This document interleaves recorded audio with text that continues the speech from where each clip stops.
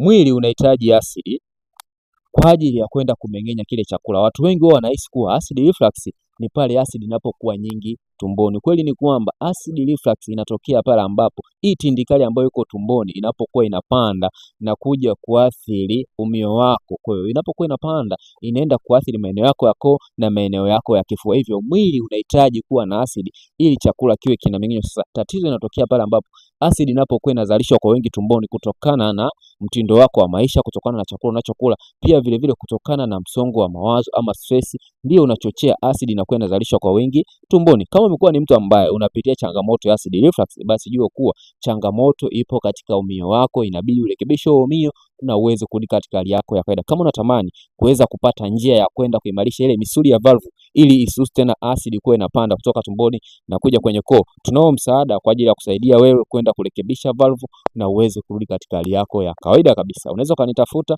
ukachukua namba kwenye profile yangu ama mwisho wa video ukanipigia, nitakupatia msaada na mwongozo ili uweze kurudi katika hali yako ya kawaida kabisa. Kumbuka, acid reflux inatibika kwa kutibu chanzo na sio dalili.